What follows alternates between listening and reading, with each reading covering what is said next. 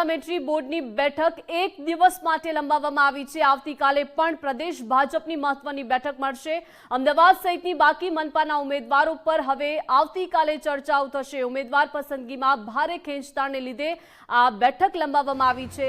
નિયત સમય મર્યાદામાં ઉમેદવારોના નામ નક્કી ન થઈ શક્યા અને 3 દિવસની બેઠકનો આજે અંતિમ દિવસ હતો, પરંતુ ભારે ખેંચતાણ બાદ હવે આવતીકાલે ફરી મંથન કરવામાં આવશે। તમામ મનપાના ઉમેદવારો માટે હવે આવતીકાલે અંતિમ નિર્ણય લેવામાં આવશે।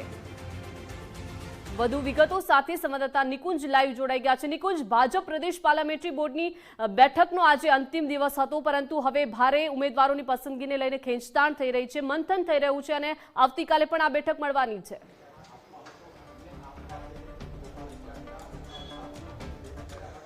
जी 7, 8 અને 9 એપ્રિલ ભાજપની 3 દિવસીય પાર્લામેન્ટરી બોર્ડની બેઠક હતી, પરંતુ જાણકારી મળી રહી છે કે આ પાર્લામેન્ટરી બોર્ડની બેઠક વધુ એક દિવસ માટે લંબાવવામાં આવી છે। એટલે કે આવતીકાલે પણ મુખ્યમંત્રી નિવાસસ્થાન ખાતે પ્રદેશ ભાજપની પાર્લામેન્ટરી બોર્ડની બેઠક મળશે।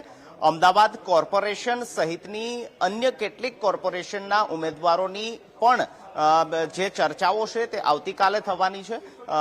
સૌની નજર અમદાવાદ કોર્પોરેશનના ઉમેદવાર પસંદગીને લઈને છે, તો અમદાવાદ કોર્પોરેશનના ઉમેદવારોની પસંદગી પર જે મોહર છે તે આવતીકાલે મારવામાં આવશે। અમદાવાદના જે નિરીક્ષકો છે, જે હોદ્દેદારો છે, તેમને સૂચના આપવામાં આવી છે કે અમદાવાદ કોર્પોરેશનની ચર્ચા માટે આપે આવતીકાલે આવવાનું છે। પહેલા એ પ્રકારની સૂચના હતી કે 7, 8 અને 9 એપ્રિલના રોજ 3 દિવસ પ્રદેશ ભાજપની પાર્લામેન્ટરી બોર્ડની બેઠક મળશે, જેમાં જિલ્લા, તાલુકા, મહાનગર અને નગરપાલિકાની તમામ એ બેઠકોની ચર્ચા પરિપૂર્ણ થઈ જશે।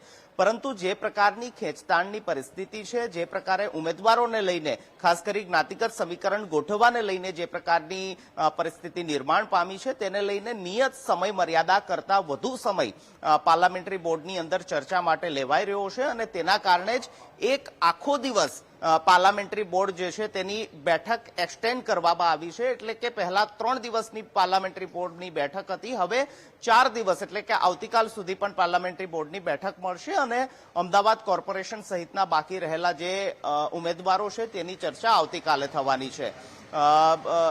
જે પ્રકારે ગઈકાલે રાત્રે પણ લગભગ 1 વાગ્યા સુધી ચર્ચા મનોમંથન થયું હતું, જે ક્રાઇટેરિયા અથવા તો જે નિયત સમય જે તે કોર્પોરેશન, નગરપાલિકા, મહાનગરપાલિકાને ફાળવવામાં આવ્યો છે તેના કરતા વધુ સમય માંગી લે તે પ્રકારની ચર્ચા પાર્લામેન્ટરી બોર્ડની અંદર થઈ રહી છે અને તેના કારણે જ નિયત સમય મર્યાદા કરતા વધુ પાર્લામેન્ટરી બોર્ડની બેઠકની અંદર ચર્ચા માટે સમય જતો હોવાના કારણે એક દિવસ આખી પાર્લામેન્ટરી બોર્ડ બેઠક છે તેને એક્સટેન્ડ કરવામાં આવી છે, તેને વધારવામાં આવી છે। આવતીકાલે પણ પ્રદેશ ભાજપની મુખ્યમંત્રી નિવાસસ્થાન ખાતે પાર્લામેન્ટરી બોર્ડ બેઠક યોજાશે અને તેમાં બાકી રહેલા જે પણ ઉમેદવારો છે તેના નામો પર મંથન થશે, ચર્ચા થશે।